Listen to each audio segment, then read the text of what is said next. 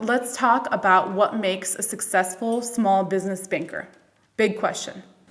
I guess we just covered, we were just talking about it, being, having a different approach than the others, being positive and, being available for our clients and being honest with them. I guess that's the first key. Lots of bankers do hesitate to tell the truth to the client.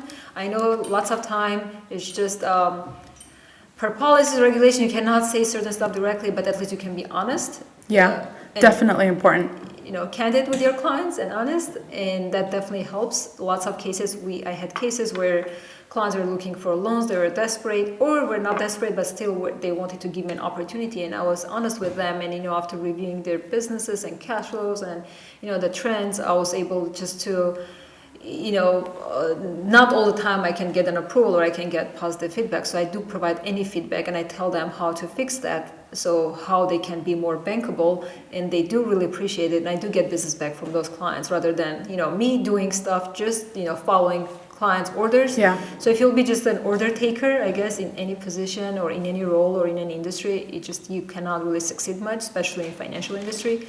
You have to be an advisor, which in my case, I am considering myself, I'm trying to be an advisor. Maybe, I won't be perfect, and, it takes years of experience, but I guess you can be honest even without being experienced. You can be, candid and honest and, not scared to tell the truth, a lot. And, there are situations where clients get declined. It's very tough to deliver those messages to clients, especially when they are, in escrow or when they are, very desperate to get it, or their business depends on you and not on you on that loan, and you have to deliver that message.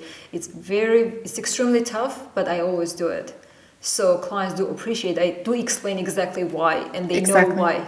And then sometimes they can, there are situations where client got declined a year ago, and then we went over why. After a year, he got a solid approval. Not all cases will be like that, but again, explaining all the details and being honest with the clients, I guess. Yeah, I think you said two very important things. So one of them was explaining to the client why they're getting a rejection, which when they understand it, they're less disappointed about it or less disappointed with you. And number two, providing a plan for the future. Yes. Those are the two most important things. So all of us can be very honest with the client and say no, but then you have to go a step further. You might not be getting their business today, but to make them feel comfortable and like they're your only client, like you said, explanation and setting out that plan. So I think... and they are human beings too, besides being business owners. And even myself as a human being, it's tough to get any rejection.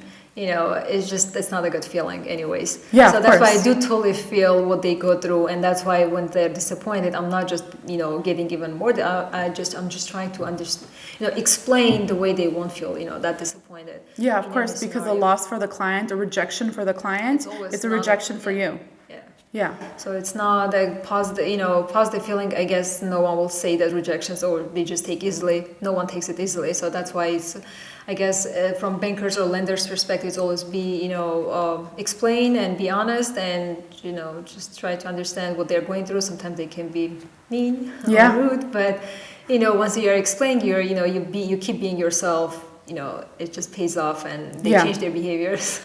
Yeah, of course. And in the moment, you can't really blame someone in the moment as long as they apologize and they're not like that consistently. Yeah. Sometimes people do tend to overreact when it's their entire life, what they've built for it. And I think it's very important that you're so understanding with that. And just to point out, so we've had a few podcasts before this already. And for viewers at home that are following each of our podcasts, it seems like the main theme with all of our professionals, it's not just the honesty, but the transparency. And the client really feels that. So that's very important, whether you're starting off or whether you're really advanced in your career. Just be very open with your client and take everything personally. Like the person in front of you is family. You're working for them. You're working with them. And in the end, you'll be successful, just like each of our guests that we've had on the podcast. They're here to tell a story, and it's just up to us to be open-minded and accept that. Because definitely sometimes honesty is hard to, that's the hard route to take sometimes. It might be just easier to say, like we're waiting for something else, or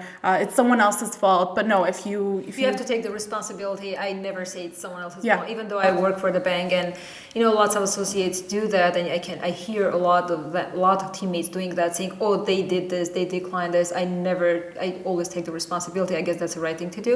Yeah. Because working for someone, for a lender, private lender, for a larger corporation, I guess we represent that company, and just saying them, they, I always don't use those words. It's just not right. And I always take the responsibility, and I just say me, us, we, so whatever, and that really helps. So they just see it as one, rather than separate, and you are not them, and Yeah. and it creates a mistrust.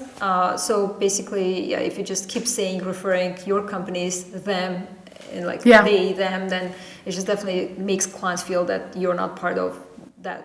So. Yeah, and actually I think that's important, like as a client, when I'm thinking about that, if someone really takes ownership of what they're helping me out with, and I associate them with the corporation that I'm working with, no matter what bank it is, in the future, if I'm thinking of that bank and I need help with that bank, who am I going to think of? Yes. Of course, yeah. And that's who you're going to go to, that's who you're going to trust.